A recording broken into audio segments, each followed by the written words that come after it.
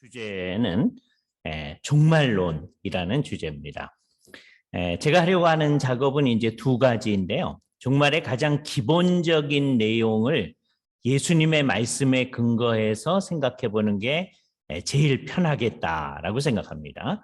성경 전체로부터 이것을 찾아낼 수도 있는데 가장 기본적인 것은 성경이 말하고 있는 것의 토대를 마태복음 24장 말씀으로부터 찾아내는 것이 중요한 것이고, 그것으로부터 이제 소위 신약 성경이 말하는 종말이 뭐냐라는 얘기로 가도록 하겠어요. 그래서 되게 이 문제를 궁금해하실 때 제일 궁금해하는 게 예수님의 제자들 얘기하고 아주 비슷한 관심들을 가집니다. 마태복음 24장에 보면 예수님께서 이제 성전에서 나오실 때의 장면이 하나 기록되어져 있습니다. 성전에 나와서 이제 감람산을 향해서 가려고 할 때 제자들이 성전 건물들을 가르쳐서 뭔가를 얘기하려고 했습니다. 예수님께서는 제자들이 무슨 얘기를 하려고 하는지를 잘 아셨죠. 그래서 예수님께서는 그들의 생각을 완전히 뒤집는 이상한 폭풍과 같은 선언을 하셨는데 뭐라고 이렇게 하셨느냐 하면 2절 말씀이에요. 너희가 이 모든 것을 보지 못하였느냐? 내가 진실로 너희에게 이르노니 돌 하나도 돌 위에 남지 않고 다 무너뜨려지리라 라고 말씀하셨죠.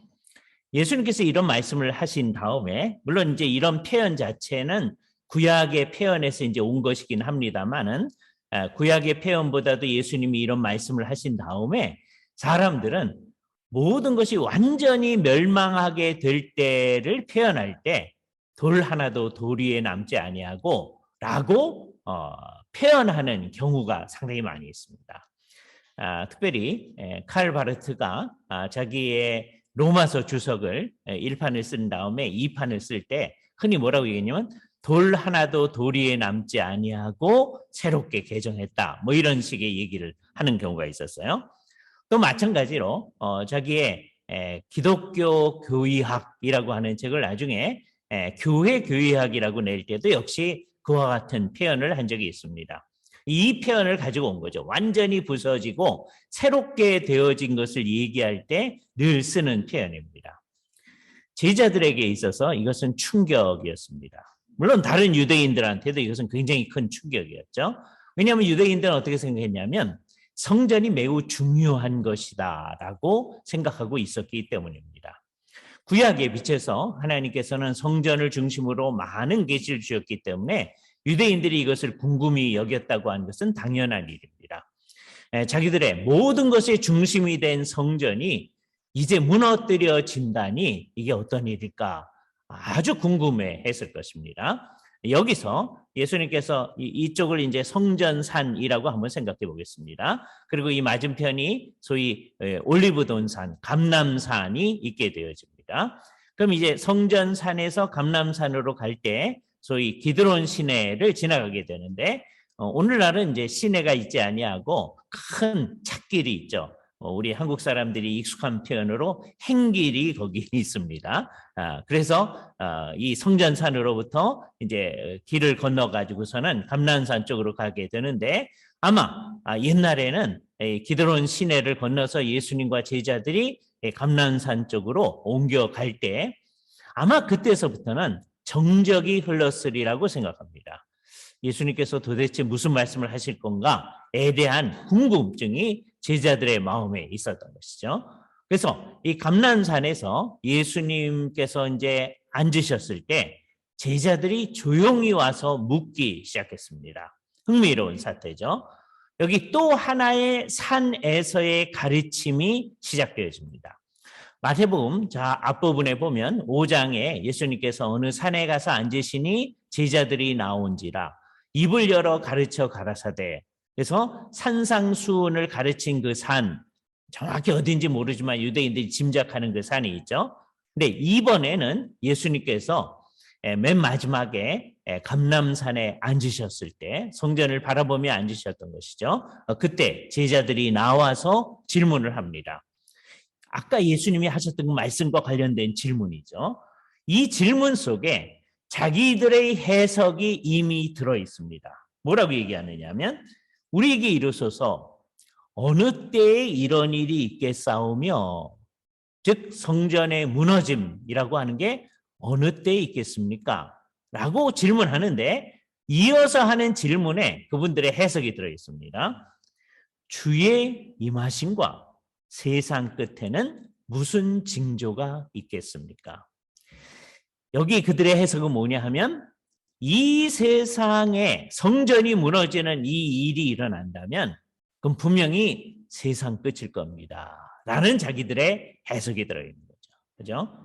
그때 이제 정말 놀라운 얘기는 주의 임하심이라는 이 표현입니다. 사실 이 주의 임하심이라는 이 표현은 이거는 이제 우리말로 그냥 잘 번역한 것이고요. 이게 어떻게 되어 있느냐 하면 세스 그다음에 파루시아스 이렇게 되어 있어요. 당신님의 임하심이라고 되어 있습니다. 여기 흥미로운 얘기죠. 우리는 요거 세스 당신님의 라는 말을 한국 사람들 전체가 지금 이제 제가 박윤선 목사님의 표현 방식에 따라서 당신님의라고 표현을 했습니다. 근데 그렇지 않으면 한국 사람들이 되게 이게 당신의 이래야 되거든요. 근데 남을 앞에 놓고 당신의 이렇게 얘기하는 거는 어떤 의미를 지니냐면 그분하고 우리하고 거의 같은 동격의 사람이다 라고 하는 걸 얘기하는 거란 말이에요. 예수님을 앞에 놓고 당신의 이렇게 얘기하기가 이제 어려우니까 우리 옛날 성경 번역자들이 전부 다 이걸 뭐라고 번역을 했느냐 하면 주예라고 바꿔놨습니다. 여기서만 바꾼 게 아니고 구약에서도 다 그렇게 바꿔놨어요. 아주 대표적인 예가 뭐 신약에서도 마찬가지고요. 예수님께 대해서 마태복음 16장에서 너희는 나를 누구로 하느냐라고 예수님께서 얘기했을 때 베드로가 12사도를 대표해서 고백했던 말이 우리말 성경에는 주는 그리스도시요 살아계신 하나님의 아들입니다. 이렇게 고백을 했죠. 거기에 주는 이라는 말 암만 찾아봐도 그 말 없거든요. 예. 오랫동안 저는 그 말이 있으리라 이렇게 생각하면서 생각을 했었어요. 여러분들이 다 이제 신학교를 졸업한 사람들이니까 주라는 말이 쿠리오스라는 말이라는 걸 다 알잖아요. 거기 주님이라는 말이 있었을 거다 이렇게 생각을 하는 거죠. 헬라어를 가지고 그것을 살펴본 다음에도 우리의 생각은 고쳐지지 않습니다. 헬라어를 살펴본 그게 수라고 돼 있잖아요. 그건 뭐예요? 당신은 이란 말이죠. 그러니까 예수님을 앞에 놓고 당신이라고 얘기하기 어려우니까 우리의 선배들이 그걸 전부 다 주는 그리스도시요 살아계신 하나님의 아들입니다 라고 주라고 바꿔놨습니다. 이건 우리 성경을 번역하는 분들의 일관된 태도였어요. 이게 좋은 태도죠. 예수님에 대해서 당신이라고 얘기하지 않으려고 하는데, 그런데 그렇게 얘기했을 때 거기에 나타난 그 의미를 손상시키는 그 의미도 있거든요. 그래서 이게 안타깝습니다. 그럴 때 사용하기에 좋은 말이 우리 박윤선 목사님의 말을 그 어투를 우리가 활용해 보는 겁니다. 하나님에 대해서 언급하실 때는 성부, 성자, 성령에 대해서 언급하실 때는 박윤선 목사님께서 늘 당신님이라는 표현을 하기를 좋아하셨어요. 이게 한글 맞춤법 통일안에는 맞지 않는 말입니다. 한글 어법에는 그런 말 없어요. 그러나 우리 하나님께 대해서는 우리가 하나님 하듯이 예수님 하듯이 당신님이라고 쓰려고 하시던 하나님을 정말 존귀하게 여기시던 박윤선 목사님의 어투를 여기서 활용해 보는 것도 좋을 겁니다. 그러니까 아까 베드로의 신앙 고백도 당신님은 그리스도시요 살아계신 하나님의 아들이십니다 라고 표현하는 것이 적절한 표현이겠죠. 여기서도 당신님의 임하심과 세상 끝에는 어떤 일이 있겠습니까? 어떤 징조가 있겠습니까? 제자들의 질문을 그렇게 번역해 보는 것이 좋을 것입니다. 당신님의 임하심이라고 하는 이 표현, 이게 아주 놀라운 표현입니다. 왜냐하면 지금 예수님이 여기 계시거든요. 이 제자들이 예수님이 이제 떠나가신다라고 하는 것을 그렇게 지금 잘 알고 있는 것이 아닙니다. 그런데 어떻게 당신님의 임하심이라는 표현을 쓸 수 있었을까? 예, 굉장히 어려운 표현이에요. 그래서 자유주의자들은 자기들 마음대로 이 얘기가 이 예수님 생전에 제자들하고 이게 나누었던 얘기가 아닐 거다라고 이것을 고쳐버리려고 하죠. 우리는 자유주의자들이 아니니까 성경을 우리 마음대로 고치지 않습니다. 고칠 수도 없습니다. 그죠? 정말 이게 놀랍습니다. 어떻게 이 제자들이 예수님께서 조금 뒤면 십자가에 달리시고 그 다음에 부활하시고 자기들을 떠나가신다고 하는 걸 알게 되지만 지금 이 상황에서 예수님께서 떠나시고 다시 오신다라고 하는 것을 과연 알았겠느냐, 이게 궁금해집니다. 나중에 하늘에 올라가셔서 예수님께 여쭤보셔야 돼요. 그리고 제자들을 만나면 제자들께 물어봐야 됩니다. 당신들이, 그분들은 우리하고 동격이니까 그때 당신이라고 얘기해도 됩니다. 하나님에 대해서만 당신님 그렇게 얘기하는 거죠. 당신들이 어떻게 이 시점에서 그걸 알고 그렇게 얘기했습니까? 우리는 성경을 해석할 때 잘 모르는 것이 많이 있습니다. 그럴지라도 우리는 성경에 있는 표현 그대로를 존중하면서 얘기하기를 시작해야죠. 예수님께서 아주 분명히 얘기하신 것을 그대로 받으면서 이 사람들이 어떤 이유인지는 모르지만 당신님의 임하심과, 이게 아까 표현했던 대로 파루시아예요. 강림이라는 것이죠. 현존이라는 말입니다. 또는 현존하기 위해서 오는 일을 파루시아라고 얘기합니다. 이 자리에 왔어야 되는데 안 온 분 있죠. 그분에 대해서 우리가 쓸 수 있는 말이 파루시아예요. 파루시아를 부정하는 겁니다. 아직 안 오 있는 거예요. 부재. 그러다가 지금이라도 여러분들이 접속을 하셔서 이 프로그램에 들어오실 수 있겠죠. 그러면 우리가 온라인으로 파루시아 하신 거예요. 그렇죠? 지금 이 시점에 들어오는 형제 있을 수 있어요. 예. 그래서 지금 우리가 같이 있잖아요. 같이 있는 것도 이게 파루시아입니다. 그래서 파루시아라는 말은 두 가지 의미를 지녀요. 첫 번째 의미는 여기 계속 있기 위해서 임해 오는 것, 그것을 파루시아라고 하고, 그 다음에 있는 것, presence를 우리가 파루시아라는 말을 쓰는 것이죠. 제자들의 이 독특한 표현, 당신님의 파루시아와, 근데 그것은 세상 끝에 있을 겁니다 라고 얘기를 하는 것이죠. 그때 예수님께서는 아주 흥미로운 얘기를 하십니다. 제자들의 이 얘기에 딱 들어가지 않으시면서 하시는 얘기래요. 여기서부터가 중요한데 4절서부터 지금 14절까지 있는 말씀은 이게 뭐에 관한 얘기냐 하면 예수님의 초림서부터 재림까지, 특별히 예수님께서 이 세상에 이제 가시고 나서 예수님이 재림하실 때까지의 상황 전체를 4절에서부터 14절이 얘기해 준다라고 생각을 하셔야 됩니다. 그리고 15절부터는 뭘 얘기하는 건가? 15절에서부터 22절까지 있는 말씀, 요거는 뭐를 중심으로 얘기하는 거냐면 지금 제자들이 충격받고 있는 예루살렘 성전의 멸망을 중심으로 얘기하고, 그러니까 요거를 잘 이해하지 않으면 이걸 뒤섞어서 생각하기가 쉽습니다. 그래서 우리는 이 예수님의 얘기를 나누어서 생각하는 일을 해보셔야 돼요.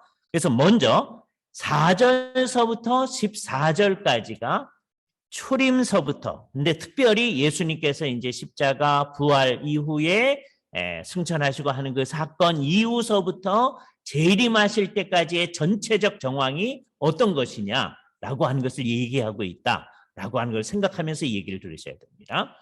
제일 처음 하신 말씀이 미혹을 받지 않도록 주의하라라고 합니다.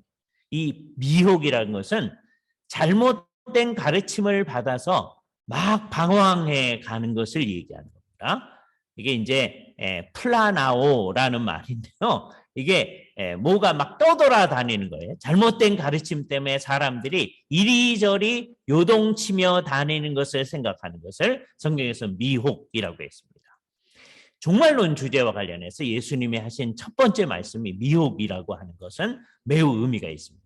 왜냐하면 이 세상에서 다른 문제에 있어서 사람들은 많이 당황하고 잘못된 관념을 가진 것도 있지만 특별히 종말로 문제에 있어서만큼은 수없이 많은 사람들이 잘못된 가르침을 받고 잘못된 대로 나아가서 방황한 일이 너무 많기 때문입니다. 그래서 예수님께서는 가장 처음 하신 말씀이 미혹을 받지 않도록 해라 라고 하면서 그 예수님이 이제 다시 가신 상황서부터 재림하실 때까지의 전체적 정황을 이제 몇 가지의 특성으로 얘기를 해 주시는데요.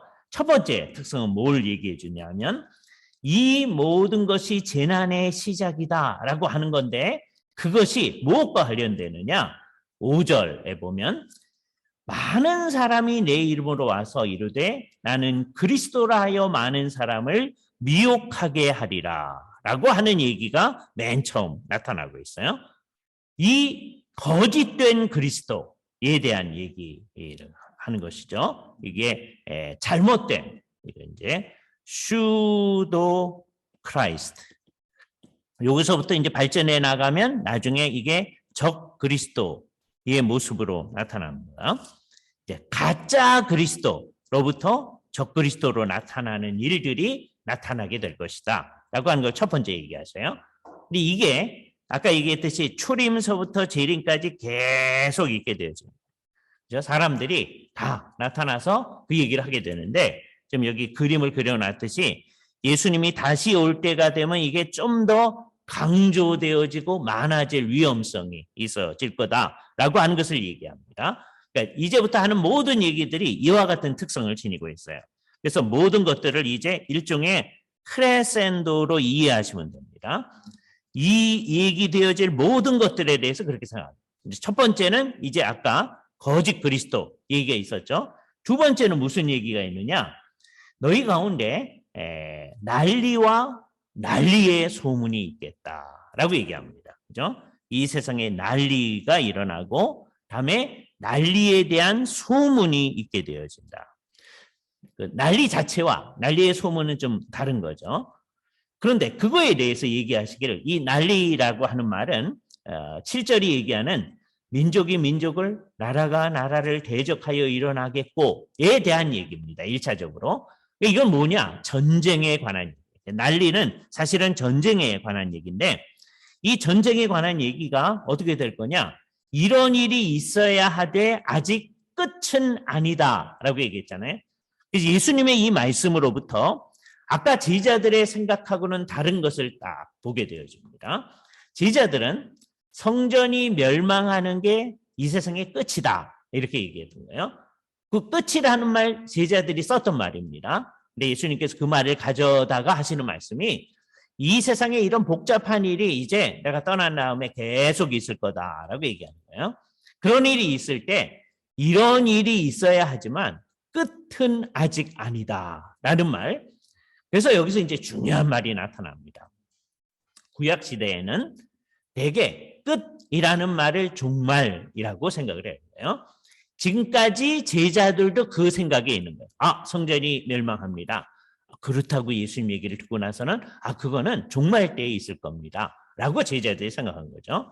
근데 예수님께서 이제 종말에 있을 일을 얘기하는 거예요. 종말에 있을 일을 얘기하는데 그게 언제서부터 이제 일어날 거냐? 예수님이 이제 떠나가면서부터 일어날 것인데 그런 일이 있지만 아직 끝은 아직 아니다. 그래서 여기서 종말과 끝의 분리가 일어납니다. 예수님의 말씀을 잘 주의하면 이게 나타나는 거예요. 신약에 살면서도 아직 구약적 사고를 가지고 있는 사람들은 이제 종말이 온다라고 하는 것은 거의 끝의 개념으로 생각하려고 하는 사람들이 있습니다. 예수님의 말씀을 제대로 안 듣는 사람들이죠. 그런데 예수님께서는 종말과 끝을 분리시킨다. 물론 이게 연관이 되어진 관념이죠. 왜? 이런 일들, 종말에 있어질 일들이 있어야 하되 끝은 아직 아니다. 그죠? 그 일들이 언제부터 있는 거냐면 예수님이 떠나가시는 그때서부터 있는 거거든요. 자, 그러면 어떻게 되느냐? 오늘 우리 입장에서도 보면 이 종말이라는 게 거의 2000년이 된 겁니다. 종말이 2000년인데 아직 끝이 아니다. 그죠? 예수님이 다시 오실 때야 그때가 끝이다. 요 관념을 우리 머릿속에 딱 가지고 있어야 됩니다. 그리고 우리가 말을 사용할 때 이렇게 그렇게 사용해야 됩니다. 안타까운 것은 이렇게 사용하는 사람들이 매우 드물다고 하는 일입니다. 이 세상에 성경을 잘 안 믿는 사람들이 그러는 거예요. 어떡하겠어요? 그런데 또 성경을 제대로 공부 안 하는 사람들이 그러는 거야. 어떻게 하겠습니까? 그런데 우리는 그야말로 이 성경을 제일 열심히 공부한다고 그리고 제일 열심히 가르친다고 하는 사람들이잖아요. 근데 우리도 그런다면 이건 정말 희망이 없는 일입니다. 그죠? 예수님의 그 제자들처럼 우리도 이상한 생각을 할 수 있는 것이죠. 여기서 예수님이 해주신 말씀을 잘 생각해야 되는 거예요.